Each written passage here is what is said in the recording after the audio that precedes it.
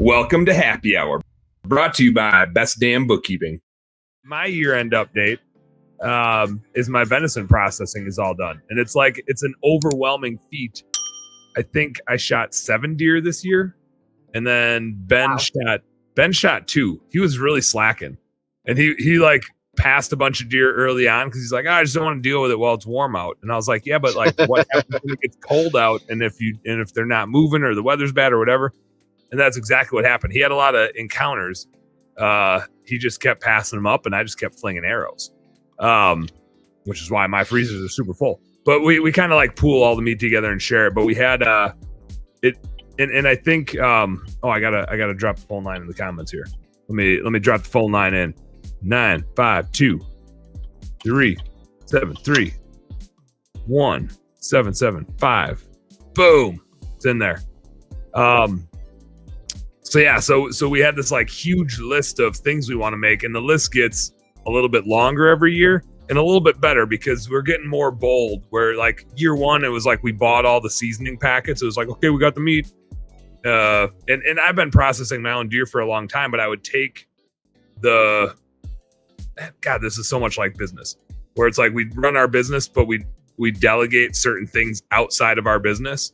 And we did that in deer processing. Deer processing is a little bit different because there's just no profit at all. It's really just like, do we want to do this or not? It's a bunch of work and pride and no money besides all the money it costs you.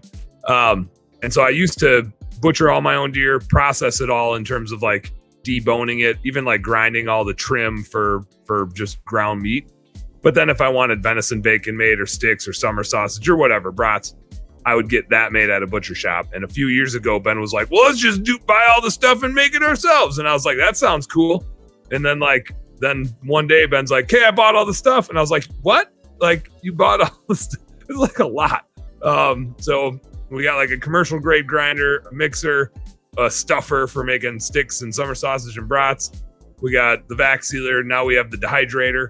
I think that the dehydrator is the only thing I've chipped in on in terms of all the equipment. I have like little versions of all the stuff, but Ben's Ben, so he just buys like the sweetest, coolest piece of equipment you can buy. But so we did, we've got our venison bacon recipe down. That one hasn't, that year one, we did like a pre-made mixture. Year 2 and 3 here, we got our recipe down. And so we don't have to mess with that one anymore.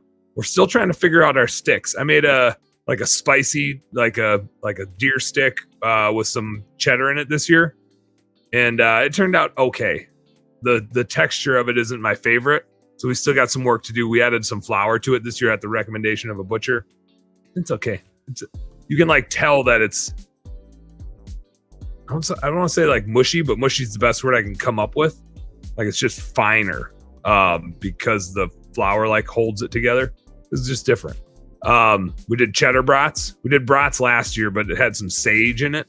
That was the first year we did brats. So this year we took the sage out of it because not everybody was digging the sage. At least we think it was the sage. I haven't tried the new brats yet, but we also added cheddar because Ben's family, they're softies. They need cheddar and everything. They're soft. So, hey, home service heroes, thank you guys so much for tuning into our home service happy hour content today. I sure hope you learned a little something, and I sure as heck hope that it was entertaining.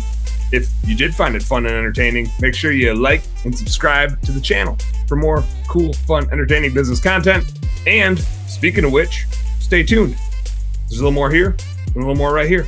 Check it out.